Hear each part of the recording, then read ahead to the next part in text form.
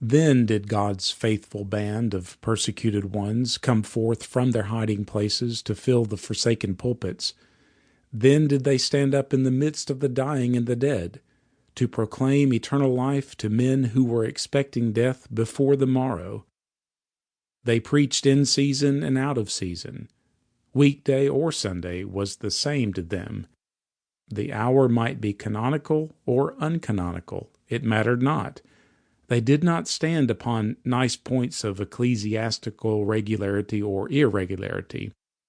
They lifted up their voices like trumpets, and spared not. Every sermon might be their last. Graves were lying open around them. Life seemed now not merely a handbreadth, but a hairbreadth. Death was nearer now than ever. Eternity stood out in all its vast reality. Souls were felt to be precious. Opportunities were no longer to be trifled away. Every hour possessed a value beyond the wealth of kingdoms. The world was now a passing, vanishing shadow, and man's days on earth had been cut down from 80 years and 10 into the twinkling of an eye. Oh, how they preached! No polished periods, no learned arguments, no labored paragraphs chilled their appeals or rendered their discourses unintelligible.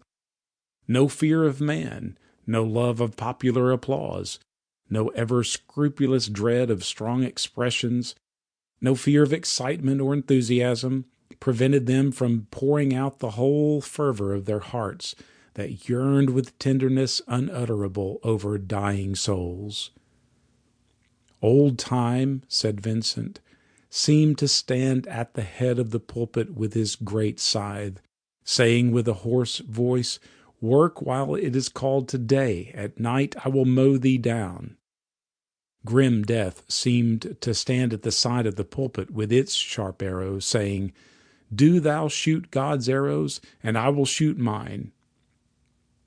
The grave seemed to lie open at the foot of the pulpit, with dust in her bosom, saying, "Louden thy cry to God, to men, and now fulfill thy trust. Here thou must lie, mouth stopped, breath gone, and silent in the dust." Ministers now had awakening calls to seriousness and fervor in their ministerial work, to preach on the side and brink of the pit into which thousands were tumbling. There was such a vast concourse of people in the churches where these ministers were to be found that they could not many times come near the pulpit doors for the press, but were forced to climb over the pews to them, and such a face was seen in the assemblies as seldom was seen before in London. Such eager looks, such open ears, such greedy attention, as if every word would be eaten which dropped from the mouths of the ministers.